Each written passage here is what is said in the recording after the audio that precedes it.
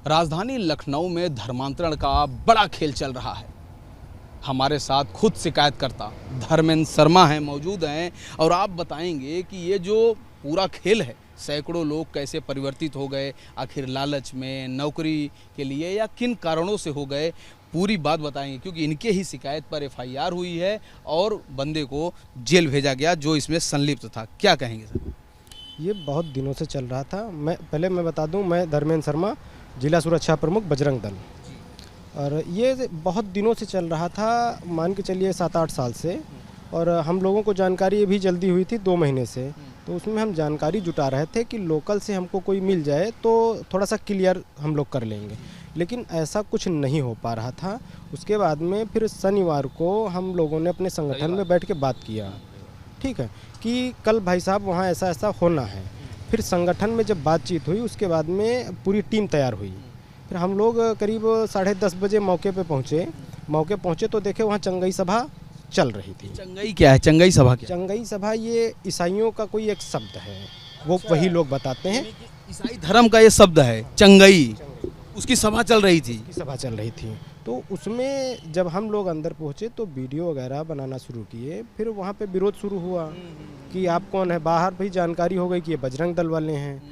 तो फिर ये हुआ कि अब ये लोग करने नहीं दे रहे हैं, यहाँ कुछ ऐसा चल नहीं रहा है, हम लोग केवल अपना प्रार्थना कर रहे हैं। और उसी प्रार्थना में लोगों ने अपना तरह तरह की बात कही कि हम जब से इसमें आए हैं हमारी बीमारियां सही हो गई हैं। और एक बंदा था सोनू नाम को, उसने कहा कि हम जेल में थे तो हमने शनिवार को यीशु का नाम लिया और संडे को हमारी बेल हो गई। इसके पहले वो दंगे में उसका नाम आ चुका है, उसी की बात कर रहे हैं क्या? हाँ, वही है। और इस कंडीशन पे बहुत लोगों ने अपनी अपनी बातें कहीं। उसके बाद में फिर जब माहौल अफरा तफरी का मचा, फिर हमने 112 डायल किया। उसके बाद में पुलिस आई तो मौके से 1-2 लोगों को ले भी गई थी। पूछताछ करने के बाद शाम को छोड़ दिया था।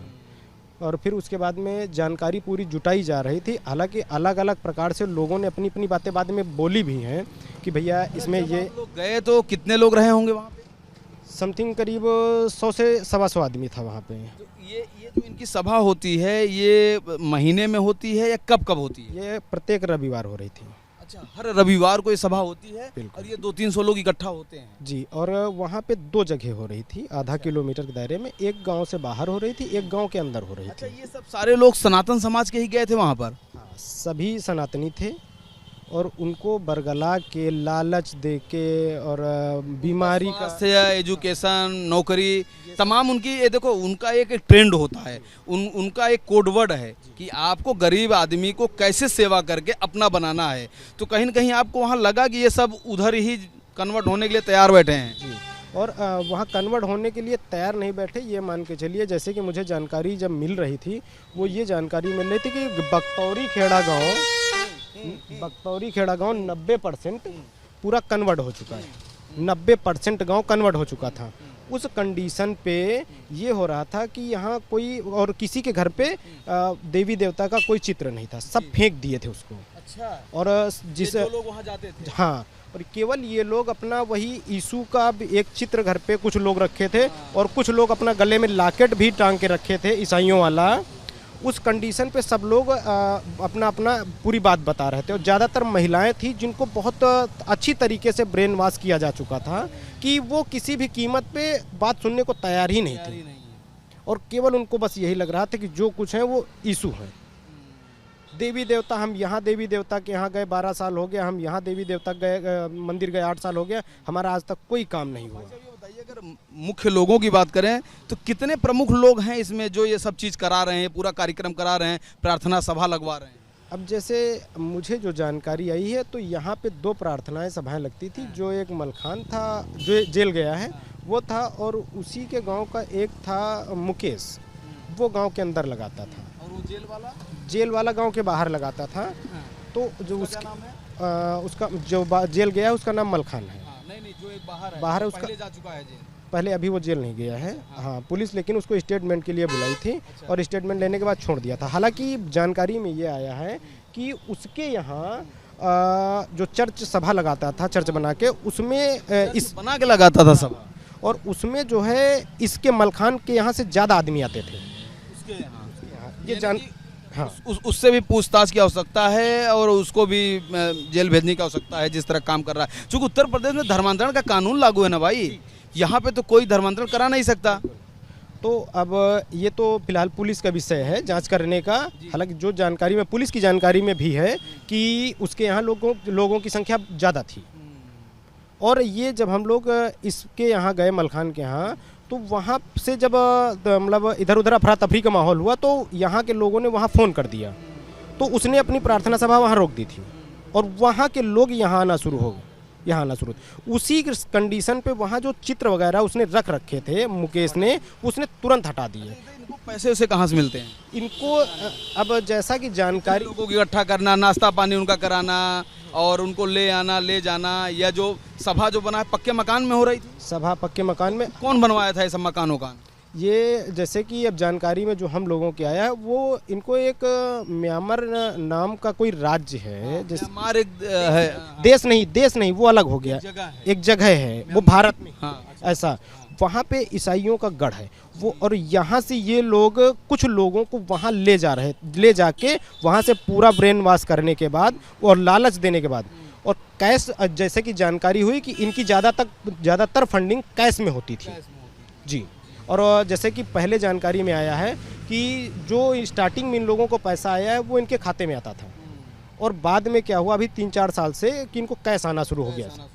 हाँ, क्योंकि पकड़े जाने का डर था। तो ये बताइए, अगर ढंग से जांच हो तो इसके दायरे में बहुत सारे लोग आएंगे और तमाम तरह के खुलासे हो सकते हैं जी। अगर इसकी ढंग से जांच होगी तो ये मान के चलिएगा, जैसे कि मेरा मानना है, मेरी जानकारी में आया है कि इस क्षेत्र में, पूरे मोहनलालगंज क्षेत्र में कम से कम 12 से 14 सभाएं मेरी जानकारी में आई हैं तब से कि यहाँ चल रही थी। कितने लोग प्रभावित हो सकते हैं? अब इन 12 से 14 जगहों में मान के चलिए अगर कुछ नहीं होगा तो 4 से 5 हज़ार कम से कम। 4 से 5 हज़ार एक अनुमानित, मतलब एक आंकड़ा जो आंकड़ा मैंने जुटाया है जहाँ सभाएं होती 15 सभाओं को मिलाकर भी जी, वहाँ से ये आंकड़े आए हैं, कहीं 300 तो कहीं 500 तो कहीं 150 ऐसे लोग थे।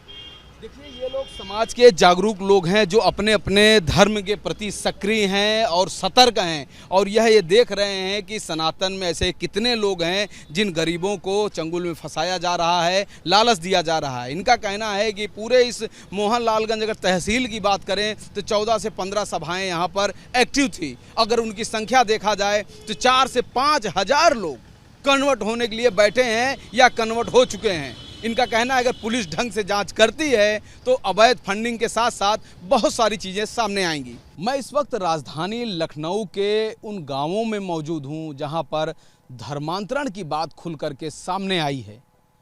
आप लोकेशन जरा देखिए कि खेतों के बीच में चारों तरफ यहां पर खेती होती है, किसान रहते हैं, दलित रहते हैं और गरीब रहते हैं।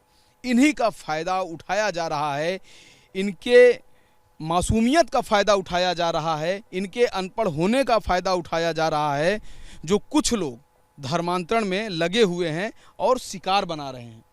मैं उस प्रार्थना सभा के बाहर आया हूं, ये आप देख सकते हैं ना, ये पूरी तरह से एक बड़ा सा जो हॉल खेतों के बीचों में, मतलब यहाँ पर 2 किलोमीटर तक कोई गांव नहीं है, यानी गांव का ही ये हिस्सा है लेकिन आबादी नहीं है, और इस खेत के बीच में एक प्रार्थना सभा बनाया गया है। आप देख सकते हैं कि ये किस तरह का प्रार्थना सभा है। साथ ही देखिए ऊपर सोलर लाइट भी है, इस पे लगा हुआ है, और ये काफ़ी खर्चीला है, नया है।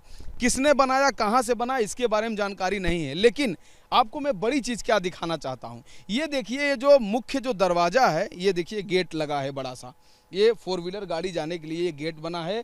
और गेट पे क्या मुझे कुछ बताने की आवश्यकता है क्या? आप पहचान तो गए होंगे, ये आप देख रहे हैं ना, ये इससे बहुत कुछ स्पष्ट हो जाता है कि ये किस तरह से ईसाई धर्म का यह चिन्ह है, ये धार्मिक चिन्ह है। यहाँ पर ओम नहीं बना है, यहाँ पर स्वास्तिक का निशान नहीं है, यहाँ पर ये ईसाई का है। ये आप देख सकते हैं, ये स्थिति है। ये बताता है कि अंदर चूंकि ताला बंद है, पुलिस ने FIR की है, एक व्यक्ति को जेल तक पहुंचाया है, जांच जारी है, और जो पूरा दायरा है लगभग 1000 और सैकड़ों की संख्या में ऐसे लोग हो सकते हैं जिनका धर्मांतरण हो चुका है या धर्मांतरण होने वाला हो, या वो पूरी तरह से इनके चंगुल में फंस चुके हैं। तो आप देख सकते हैं कि ये जो दरवाज़ा बंद है, हालांकि खेत साइड से वो एक गेट अधूरा है, वहाँ गेट नहीं लगा है, लेकिन उधर अभी जा नहीं पाएंगे क्योंकि खेत में चारों तरफ पानी लगा हुआ है। अंदर आप देख सकते हैं और इन्हीं कमरों में यानी इसी हाल में प्रार्थनाएं होती हैं, जिसमें यीशु के बारे में बताया जाता है, ईसा मसीह के बारे में बताया जाता है। यहाँ के जो लोग हैं वो अपने हाथों में रक्षा भी नहीं पहनते हैं, औरतें मंगलसूत्र और सिंदूर भी नहीं लगाती हैं। तो कहीं न कहीं पूरी तरह से लोग कन्वर्ट हो गए हैं। यहाँ पे जो शिकायतकर्ता यानी इस पूरे मामले को जिन्होंने उजागर किया, शिकायतकर्ता से जब मेरी बात हुई धर्मेंद्र शर्मा से, तो उन्होंने कहा कि इस पूरे तहसील में 14 से 15 सभाएं हो रही हैं और हर सभाओं में सैकड़ों लोगों की संख्या होती है। और अगर हम पूरा आंकड़ा अगर बताएं इस पूरे तहसील की, यानी कि ये जो मोहनलालगंज जो तहसील है, ये लगभग 4 से 5 हज़ार लोग, 3,000 या 4,000 5,000 लोग पूरे इस धर्मांतरण के खेल में फंस चुके हैं।